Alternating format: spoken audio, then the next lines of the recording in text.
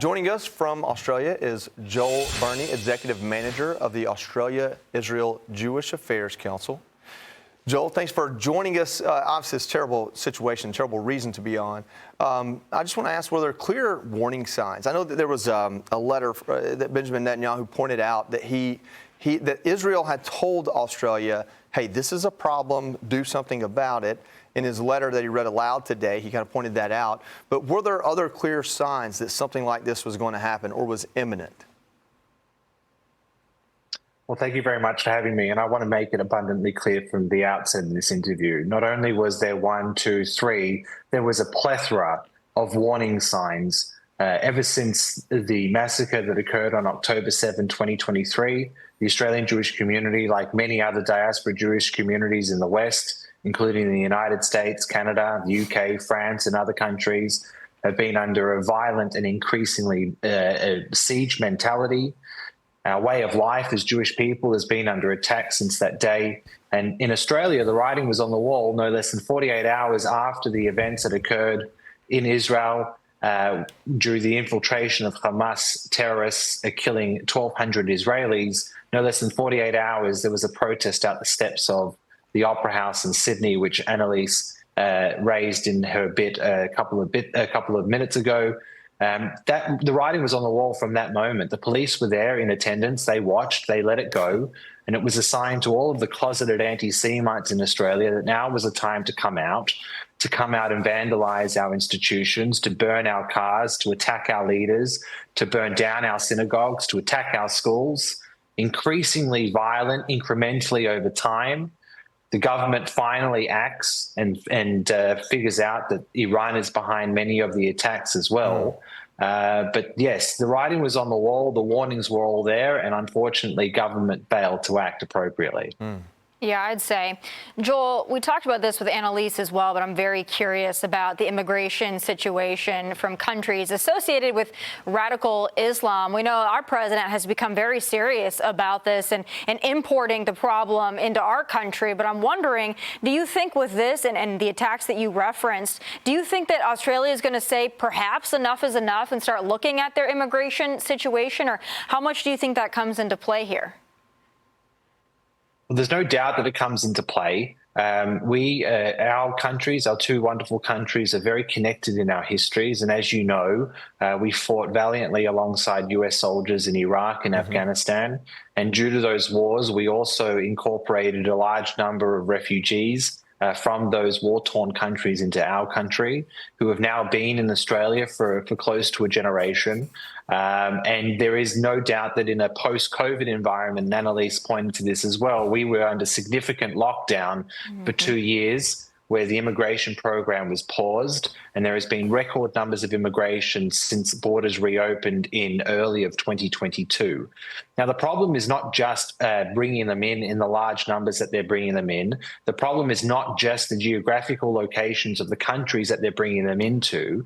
The weakness in the system here is the failure of certain governments in the West, including my own, to tackle the issues with inside this community, to demand that if you want to come to this country and you want to enjoy the freedoms and the opportunities that this country affords you and provides you and your family, that we are happy for you to maintain your religious beliefs and your religious systems and identity. However, it comes with a social contract with this country to adopt the values of this country and to adopt the norms of this country. Not only has that not happened by certain large numbers of immigrants coming into our country, that has not been enforced by our government. Our government has been weak. When Prime Minister Netanyahu called my Prime Minister, Anthony Albanese, a weak leader only 6 months ago, that was not done in a vacuum. That was done after 18 months of unabated anti-Semitism, where the violent rhetoric of the pro-Palestinian protests on the streets of Melbourne and Sydney every day and every week has now bled into the oceans of Bondi Beach with innocent Jewish blood. It's a disgusting and despicable indictment on our government, and I unfortunately don't think that they are equipped or able to do what actually needs to be done to stamp this out. And Joel, for people in the United States, you could go online right now on X and you'll see mass protests, like you described, in Sydney, Palestinian Hamas flags being flown many months ago. The warning signs were there. But let's go to the educational aspect of this. What about the Islamic radicalism that we're seeing on college campuses? It's one of the main places we've seen the pro-Hamas protests. Our universities, are they becoming more of a breeding ground now for anti-Semitism? Because here in the United States, especially on Ivy League campuses, that is certainly the case. Well, 100%. But what we have here in Australia is a tripartite of issues that are all coordinating together.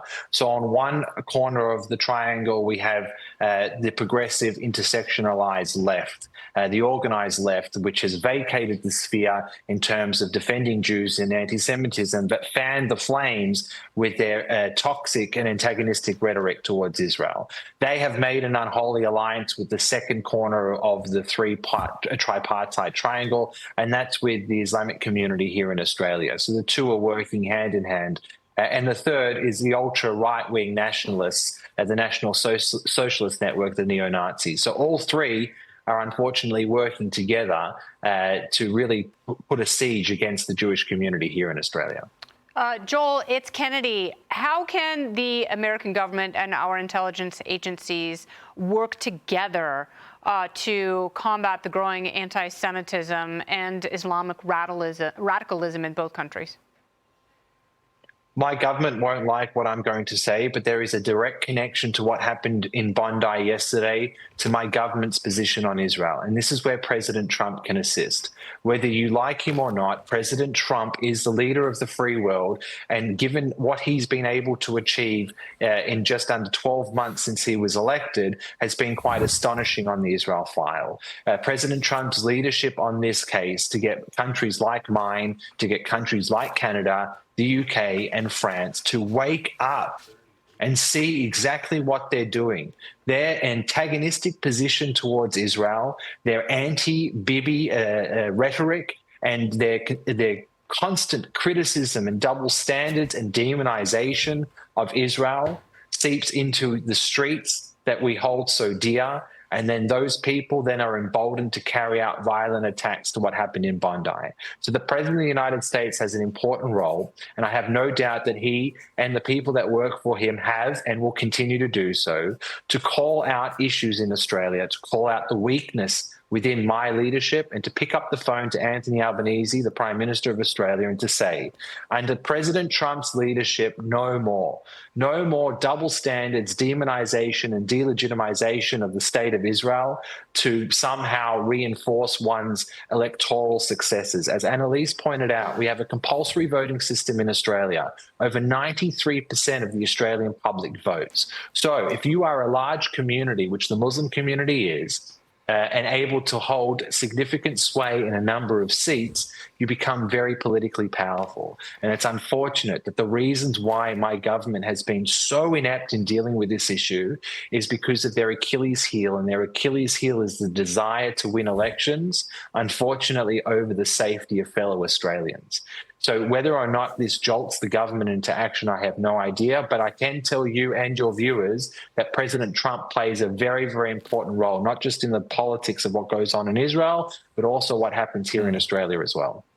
Joel Burnie, thank you so much for joining us. A lot of insight you shared with us, and we really appreciate it. Thank you for having me. Yes, sir. Hey, Sean Hannity here. Hey, click here to subscribe to Fox News YouTube page and catch our hottest interviews and most compelling analysis. You will not get it anywhere else.